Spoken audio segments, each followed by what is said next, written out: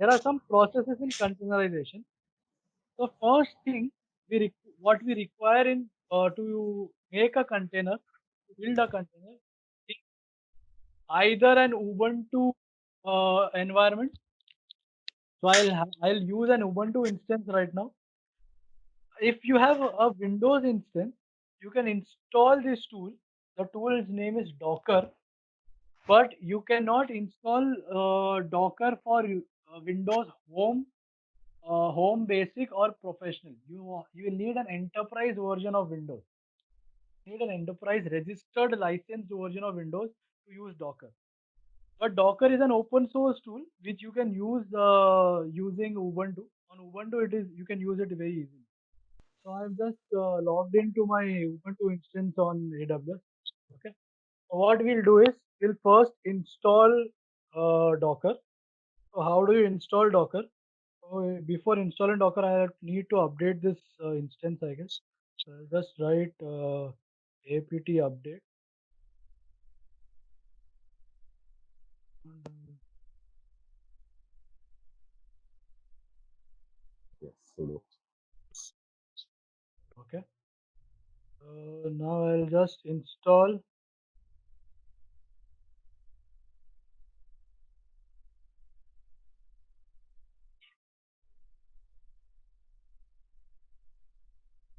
I have my root access. I'll just install Docker. To install Docker, you write apt install docker.io. Docker.io. So I have already installed it in here. Okay. So it is installed. Docker is installed here. I'll just move to my PPT right now. Process of containerization. The first thing is we'll have to understand there is a cloud repository, Docker Hub, which has any images of particular system. So we have Ubuntu image of Ubuntu container. We have image of Kali Linux containers. We have image of Fedora containers. Even Windows. So, but Windows ones are paid. You cannot use Windows containers images directly. For our demonstration, I'll use an image of Ubuntu. So, what is an image? Image is nothing but it is an element that is been stored inside Docker Hub. I'll just how do I get an image? I have to pull the image from Docker Hub. Docker Hub is nothing but a cloud repository of images. I'm just pulling an image from Docker Hub. So all I have to write is Docker pull followed by an image name. Docker pull followed by image name. So I am just pulling an Ubuntu image. So I'm creating image. It will just download that image, and if you'll see, the image size is not that big. The image size, I'll just show you the image size. To see the image size or any properties of that image, I'll just type Docker images. It will show me all the downloaded images. So if you see, the image size of Ubuntu is 73 MB. So entire operating system with Ubuntu base is in within 73 MB of data. Okay. So I have fetched my image. Now to build a container, I need to run an image. To build a container, I need to run an image. How do I do that? I just write run, docker run -it. -it makes the container interactive. It makes the container interactive. Minus D. Minus D is an option to run this image in background. That is daemon. Okay. So I'm running it in background. If I don't write D here, it will run on the same terminal and I cannot process or I cannot execute my commands further. So I'm writing -D here, followed by the image name that you want to run. So to build a container, you need to run an image. To build a container, we need to run an image. So the image has been run and a container has been started. The image has been run and a container has been started. A container can be in three stages.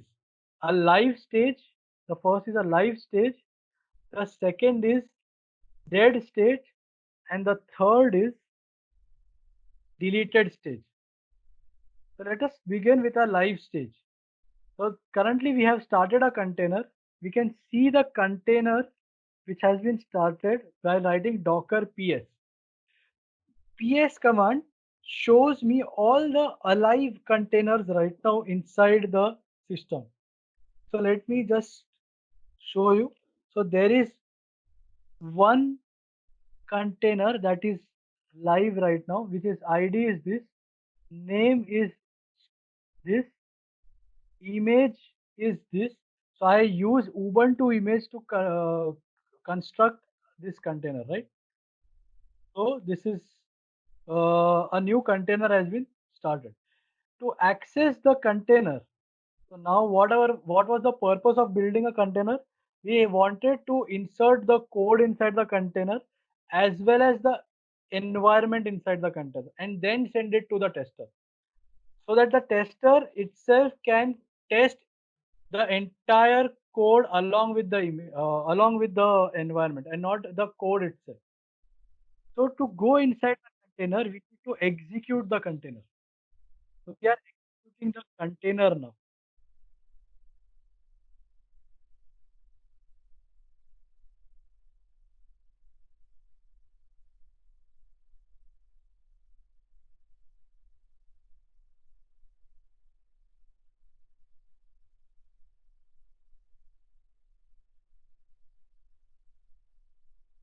Hello,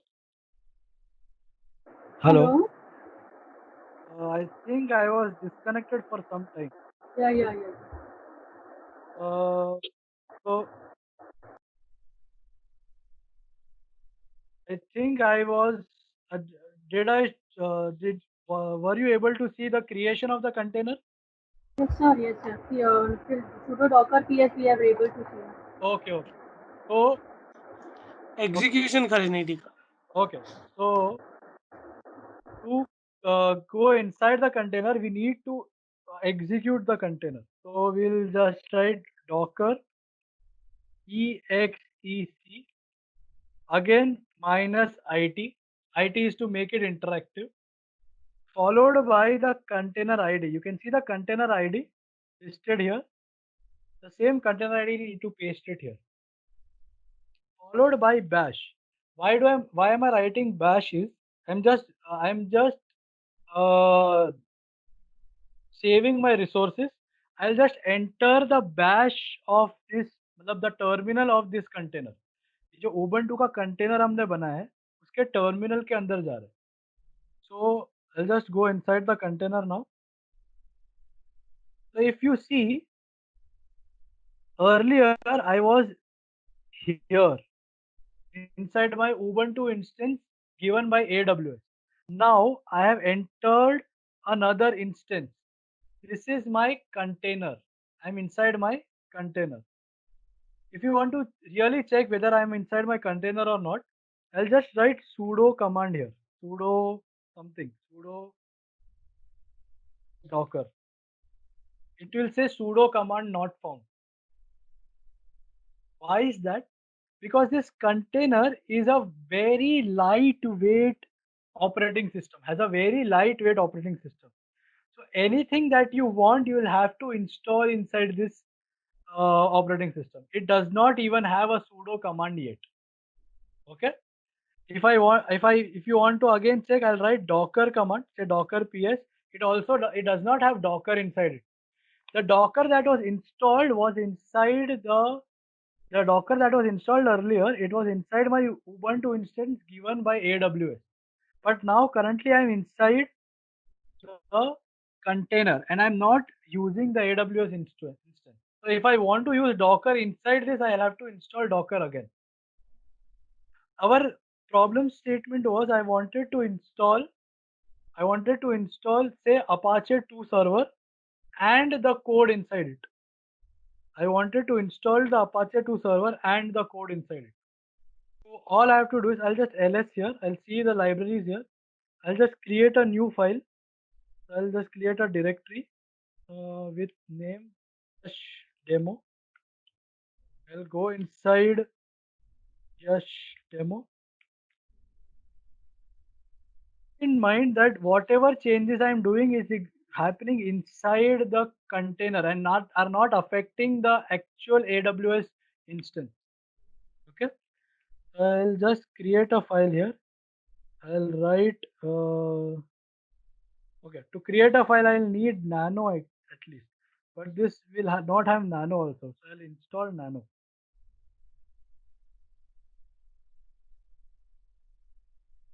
So I'm updating the container right now. I'm not updating the AWS instance.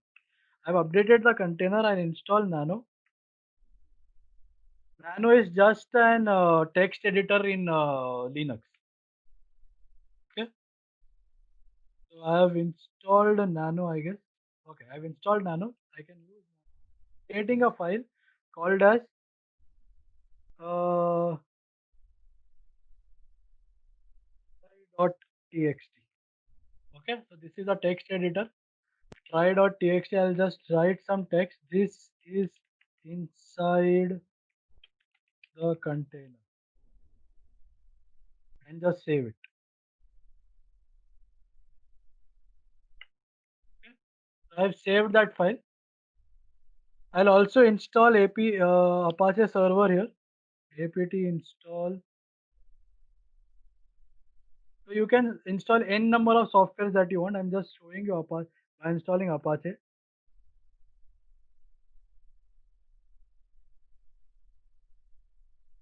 Server here.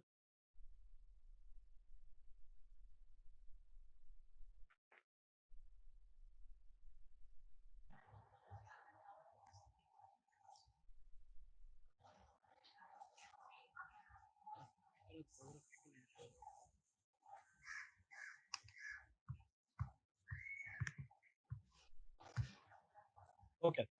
So it has installed Apache and I have created a file that is try.txt. Okay. Created a file called as try.txt. What I'll do is I'll just come out of this container. I'll just come out of this. I'll just write exit. If you see, I'm back to my original instance. I'm back to my original. Okay. If I check here, there will be no such folder as yash dot. Why? Because the folder was created inside the container. Okay. Even if I want to check, there is no Apache installed here. Right? Apache 2. Apache 2 is not on. It is telling me to install Apache 2 again. Are we understanding? What is that? Yes. Okay. Yes, sir. So currently we have created a container. We have created a container, installed Apache 2, and we have inserted my code files, which is represented by one txt file right now. Okay. Now, what I'll do is I'll just create an image. So how do I save this container? I'll have to save this to save this container. I cannot save this container is a live object. As soon as I stop this container, it becomes dead. So before stopping this object, I'll just commit this container. As soon as I commit a container, it becomes an image. So to create an image, I need to commit a container. To create an image, I need to commit a container. So I'm not writing docker commit followed by the container ID. So I'll require the container ID. I'll write docker ps. So docker commit. I'll just copy the container ID and followed by an image name that you want to give. An image name that you want to give.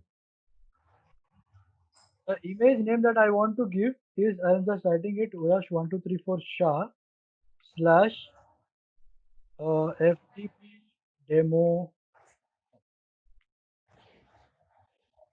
Okay. So this commit is local commit. This is a local commit. Yes, Okay. this is a local commit. So now if I list my images, I should have two images. One is the Ubuntu image that I had downloaded, and the other image is the one I have just created.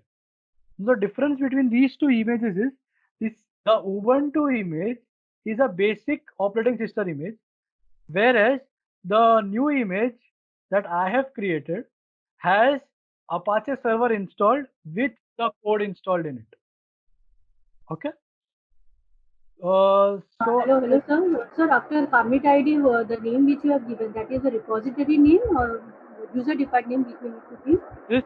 this name, the image name. Okay, image. Okay. Okay, this is the image name that I want to create. The new image that I want to create, uska naam hai. Sir, I think that every image name, whatever you give is in the small case, or like is it like case sensitive, or like any special It is characters is it is allowed? okay. I'll just explain the nomenclature of the image name. I was going to do it later on. What? No, I'll just explain you. So this image name has some nomenclature with it. What is that nomenclature? In further steps, we'll be pushing this image to the Docker Hub. In further steps, we'll be pushing this image to Docker Hub so that anyone else can access that image. So your tester also can access that image. So for testing, he'll have to download that image, run that image to make a container, and then go inside the container to test it. So to push that image, I have to follow some nomenclature. And what is that nomenclature? It is Docker Hub ka username, the username of Docker Hub, followed by a slash, followed by any arbitrary name that you want to give. It accepts all the characters, all the special characters, except $sign. You cannot use a $sign. Okay. So it is starting with a username, followed by a slash and an arbitrary string that you want to give to the image with any character except the $sign. As soon as you click enter, it will create an image on your local repository. It is still on the local repository right now. Okay. We'll see how do you push it to remote repository later. But for now, we'll continue with our session. So we were at container stage. We have completed the execution of container. Now let us stop the container. If you can see, the container is still alive. I'll just clear this out. The container is still alive. How do you see a live container? You write docker.ps. To stop a container, to make it into a dead state, you need to stop a container. So I write stop and followed by the container ID. So by this I have made the container dead. If you want to see, there are no more alive containers right now. A dead container does not mean that we have deleted the container. A dead container does not mean we have deleted a container. We can again access the container just by writing ps minus a. Minus a stands for all the containers. All the containers, whether dead or alive. So you see, I have written minus a. It shows me the earlier container. It shows me the earlier container and status is exited. That means the container is dead. To remove the dead container, to delete the dead container, all I have to do is I have to write docker rm. Rm stands for remove. Remove will delete a specific container and the container ID. Now if I see ps minus a, there is nothing there. That means the container is totally been deleted. The container has been totally been deleted. I'll just go through it again. So to go inside an alive container, you need to execute a container. To make a container dead, you need to stop a container. And to delete a container, you need to remove the container, rm. Okay. So we have already performed the next step, that is the commit step. We have created an image. And from the image, now we will just push the image to the Docker Hub account. So for pushing it to Docker Hub account, first you will need an account on Docker Hub. Okay. So the URL is hub.docker.com. hub.docker.com. So I already have an account here. So creating a Docker Hub account is free. It does not charge you anything. Again, private repositories. Creating private repositories are chargeable. Just log in.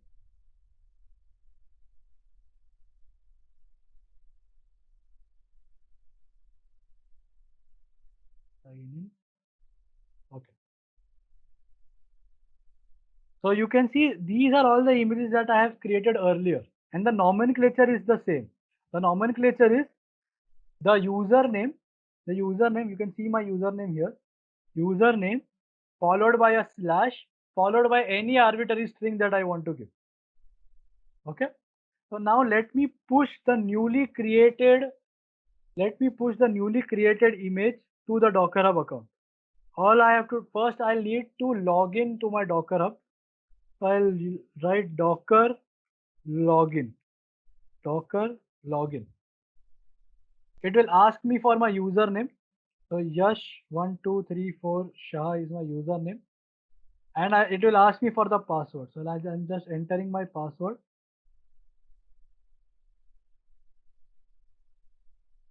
Okay. So it says login succeeded. Can you see this?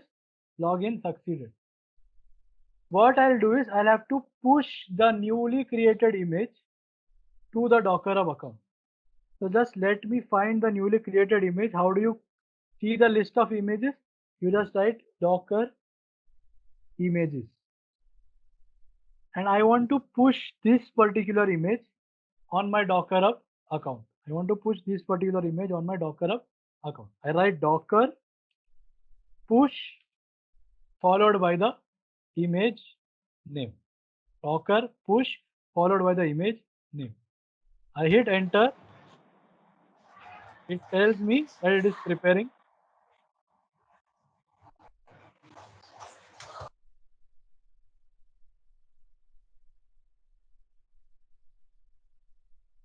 It is just pushing my container.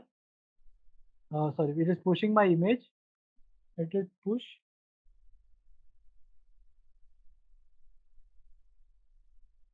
Okay. So it has been pushed successfully.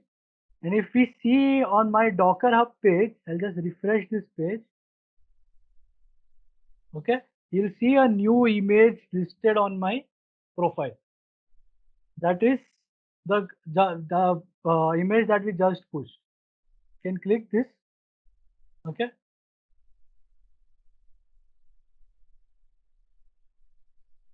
Okay. So on the tester side, he does not need to log in right now. The tester just can pull this image just by knowing the name of the image.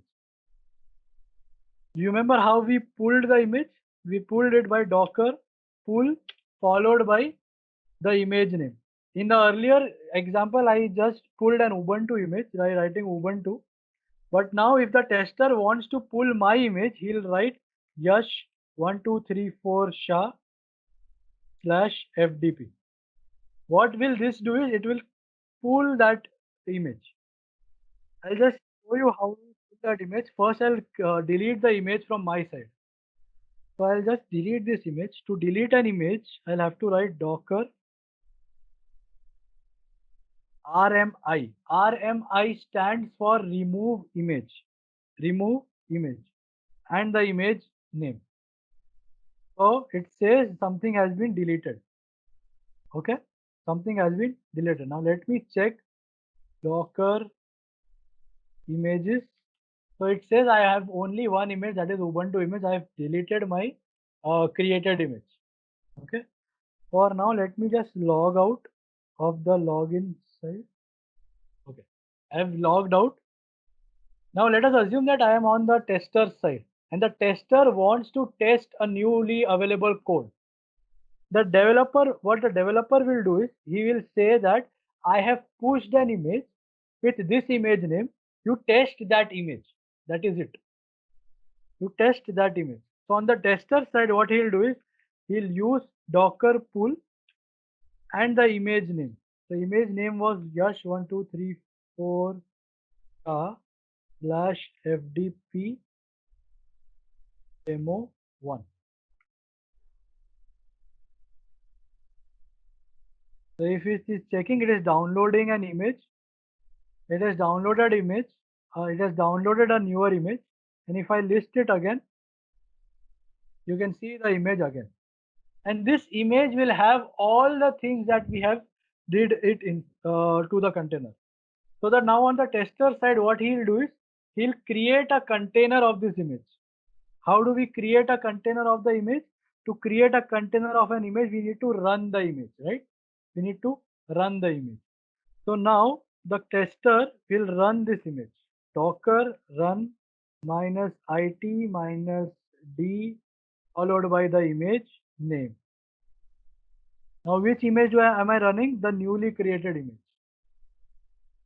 I have created the image. I have created the container of an image. So to check the container ID, what do I write? I write docker ps. I get a new container ID.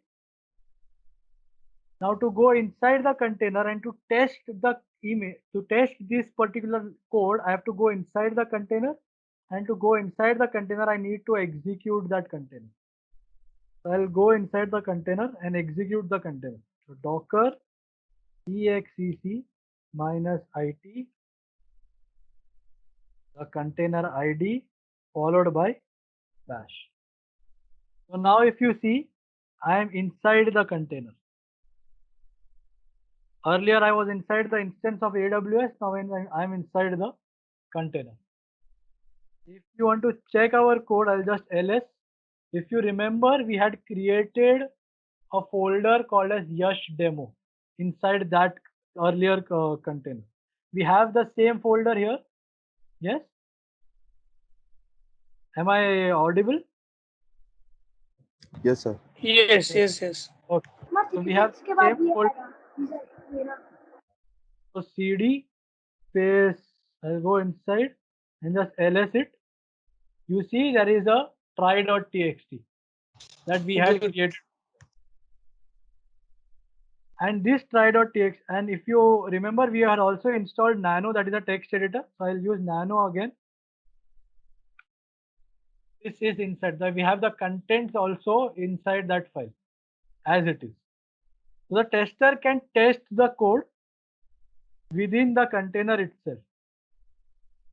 Okay? The tester can test the code within the container itself. If you want to check, the Apache was also installed. So service Apache 2. Apache 2 is not running. It is installed, but it is not running. So I can start it. So it says Apache 2 is running. So the Apache 2 server, which is used for website, is running now. But where is it running? It is running inside the container and not in my actual operating system. It is inside the container. Then our tester can test anything he wants. Okay. The tester can test anything he wants. He can exit the container and delete the container if he wants. So this was all for the concept of containerization.